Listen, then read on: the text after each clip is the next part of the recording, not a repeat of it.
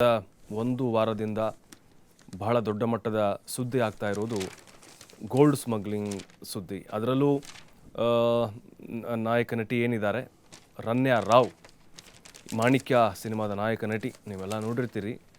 ಆದರೆ ನಿಜ ಜೀವನದಲ್ಲಿ ಖಳನಾಯಕಿ ಆಗಿದ್ದಾರೆ ಈ ನಟಿ. ಒಂದೊಂದೇ ಸ್ಫೋಟಕವಾದಂಥ ಅಂಶಗಳು ರಿವೀಲ್ ಆಗ್ತಾ ಇದ್ದಾವೆ.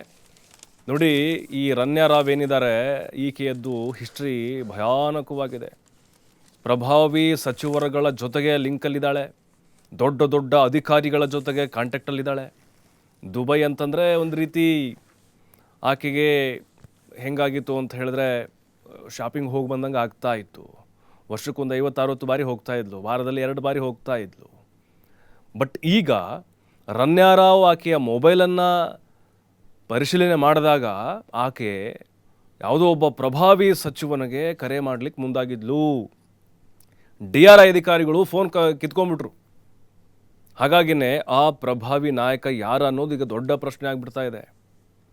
ಯಾಕಂದರೆ ನೋಡಿ, 12 ಎಕರೆ ಜಮೀನು ಮಂಜೂರು ಮಾಡಿದ್ದಾರೆ ಅವ್ರಿಗೆ, ರನ್ಯಾ ರಾವ್ಗೆ. KIADBಯಲ್ಲಿ ಸರ್ಕಾರಿ ಜಮೀನು ತೆಗೆದುಕೊಳ್ಬೇಕು, ಒಂದು ಸೈಡ್ ತೆಗೆದುಕೊಳ್ಬೇಕು KIADBಯಲ್ಲಿ ಅಂತ ಹೇಳಿದ್ರೆ ಎಷ್ಟು ಕಷ್ಟ ಅಂತ ಹೇಳಿದ್ರೆ, ಜನಸಾಮಾನ್ಯರು ನಿಮ್ಮಂಥವ್ರು ಹೋದರೆ ಹೆಂಗೆ ಅಲ್ದಾಡಿಸ್ತಾರೆ ಗೊತ್ತಾ ಅಧಿಕಾರಿಗಳು. ಪ್ರಭಾವಿಗಳ ಕೃಪಕಟಾಕ್ಷ ಇಲ್ಲದೆ, ಅವರ ಬೆಂಬಲ ಇಲ್ಲದೆ, ಸಪೋರ್ಟ್ ಇಲ್ಲದೆ ಅಲ್ಲಿ ಜಮೀನು ಪಡಲಿಕ್ಕೆ ಸಾಧ್ಯನೇ ಇಲ್ಲ. ನೋಡಿ, ಶಿರಾ ಬಳಿ ಒಂದು ಸ್ಟೀಲ್ ಕಂಪ್ನಿ ಓಪನ್ ಮಾಡಲಿಕ್ಕೆ ಈಕೆ ಮತ್ತು ರಷಬ್ ಅಂಥೇಳಿ ಇಬ್ಬರು ಡೈರೆಕ್ಟರ್ ಅಂತ ಈ ಕಂಪ್ನಿಗೆ. ಕಂಪ್ನಿ ಹೆಸರು ಕ್ಷಿರೋದಾ ಇಂಡಿಯಾ ಪ್ರೈವೇಟ್ ಲಿಮಿಟೆಡ್ ಅಂಥೇಳಿ. ಆಕೆಯ ಕಾರಣ ನೋಡಿ, ಈಗ ಅವರು KIADB ಅವರು ಸ್ಪಷ್ಟನೆ ಕೂಡ ಕೊಟ್ಟಿದ್ದಾರೆ. ನಾವೇನೋ ಒಂದು ಕಂಪ್ನಿ ಮಾಡ್ತೀವಿ, 168-170 ಕೋಟಿ ವೆಚ್ಚ ಮಾಡಿ, ಜೊತೆಗೆ ಅಲ್ಲಿ ಉದ್ಯೋಗ ಸೃಷ್ಟಿ ಮಾಡ್ತೀವಿ, ಈ ಕಾರಣವನ್ನು ಹೇಳಿ ಜಮೀನನ್ನು ಮಂಜೂರು ಮಾಡಿಸ್ಕೊಂಡ್ರು ಅಂತ ಅವರು ಕ್ಲಾರಿಟಿಯನ್ನು ಕೊಡ್ತಾ ಇದ್ದಾರೆ. ಬಟ್ ಈಗ ಇದರ ಬಗ್ಗೆ ಕೆದಕ್ತಾ ಹೋದಾಗ ಯಾವ ಕಂಪ್ನಿನೂ ಇಲ್ಲ, ಯಾವ ಕೆಲಸನೂ ಕೂಡ ಅಲ್ಲಿಲ್ಲ ಅನ್ನುವಂಥ ಮಾಹಿತಿ ಇದೀಗ ಒಂದೊಂದೇ ಬಯಲಾಗ್ತಾ ಇದೆ.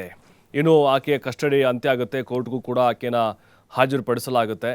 ಇನ್ನು ಯಾವೆಲ್ಲ ವಿಚಾರಗಳು ರಿವೀಲ್ ಆಗುತ್ತೋ ಅನ್ನೋದು ಗೊತ್ತಿಲ್ಲ. ಯಾಕಂತ ಹೇಳಿದ್ರೆ ಈಗ ಈ ಪೂರೈಕೆದಾರ ಏನಿದ್ದಾರೆ ಈ ಸ್ಮಗ್ಲಿಂಗ್ ಸಂಬಂಧಪಟ್ಟಂತೆ, ಈಕೆ ಬಂದು ಚಿನ್ನದ ಅಂಗಡಿಗಳಿಗೆ ಆ ಬಿಸ್ಕೆಟ್ಗಳನ್ನು ಕೊಡ್ತಾ ಇದ್ಲು, ಚಿನ್ನದ ಗಟ್ಟಿಗಳನ್ನು ಕೊಡ್ತಾ ಇದ್ಲು. ಹಾಗೆ ಇನ್ನುಳಿದಂಥ ಚಿನ್ನದ ಅಂಗಡಿ ಮಾಲೀಕರು ಅವರು ಕೇಳಿದ್ದಾರೆ ನಮಗೂ ಸಪ್ಲೈ ಮಾಡಿ ಅಂಥೇಳಿ. ಈಕೆ ಒಪ್ಪದಿದ್ದಾಗ ಅವರೇನು ಮಾಡಿದ್ದಾರೆ, ಅಧಿಕಾರಿಗಳ ಗಮನಕ್ಕೆ ತಂದಿದ್ದಾರೆ. ಹಾಗಾಗಿನೇ ಅಧಿಕಾರಿಗಳು ಈಕೆಯ ಚಲನವಲನಗಳ ಮೇಲೆ ಕಣ್ಣಿಟ್ಟು ಆಕೆಯನ್ನು ಬಂಧಿಸಿದ್ದಾರೆ. ಇಲ್ಲದೇ ಇದ್ದಿದ್ರೆ ಖಂಡಿತವಾಗ್ಲೂ ಈ ರನ್ಯಾ ರಾವ್ ಅಕ್ರಮ ಬಂಗಾರದ ಕೋಟೆ ಇತ್ತಲ್ವಾ, ಅದು ಹಾಗೇ ಕಟ್ತಾ ಹೋಗ್ತಾ ಇದ್ಲು. ಬಟ್ ಒಂದು ಗೊತ್ತಾಗಬೇಕಾಗಿರೋದು, ಈಗ ರನ್ಯಾ ರಾವ್ ಹಿಂದಿರುವ ಆ ಪ್ರಭಾವಿ ಸಚಿವರು ಯಾರು, ಇಬ್ಬರಂತ ಹೇಳ್ತಿದ್ದಾರೆ, ಅಥವಾ ಒಬ್ಬರು ಇದ್ದಾರೆ ಅಂತ ಹೇಳ್ತಿದ್ದಾರೆ. ಹಾಗಾಗಿನೇ ಅಷ್ಟು ಸಪೋರ್ಟ್ ಇಲ್ಲದೆ ಈ ರೀತಿ ಮಾಡಲಿಕ್ಕೆ ಸಾಧ್ಯನೇ ಇಲ್ಲ. ಯಾಕಂದರೆ ಈಕೆ ಪ್ರತಿ ಬಾರಿ ಹೋಗಿ ಬರುವಾಗ ಆಕೆ ಮೈ ಮೇಲೆ ಅಥವಾ ಬೇರೆ ಬೇರೆ ಕಡೆಗಳಲ್ಲಿ 12-13 kg ಚಿನ್ನವನ್ನು ಇಟ್ಕೊಂಡು ಬರ್ತಾ ಇದ್ಲು. ಆಕೆಯ ಮೈ ಮೇಲೆ ಏನಿಲ್ಲ ಅಂತ ಹೇಳಿದ್ರು ಒಂದು 15 ಕೋಟಿ ಇರ್ತಿತ್ತು ಬರುವಾಗ. 15 ಕೋಟಿ ಬಂಗಾರ ಆಕೆಯ ದೇಹದಲ್ಲಿ ಇರ್ತಾ ಇತ್ತು. ಹಾಗೆ ಆ ರೀತಿ ಕಳ್ಳ ಸಾಗಾಣಿಕೆ ಮಾಡ್ತಾಯಿದ್ರು. ಬಟ್ ದೊಡ್ಡ ಒಂದು ಪ್ರಕರಣ ಆಗಿರೋದ್ರಿಂದಾಗಿ CBI ಕೂಡ ಈಗ ಪ್ರತ್ಯೇಕವಾಗಿ FIR ದಾಖಲು ಮಾಡಿದೆ. ಸರ್ಕಾರ ಕೂಡ ಇದನ್ನು ಗಂಭೀರವಾಗಿ ತೆಗೆದುಕೊಂಡಿದೆ.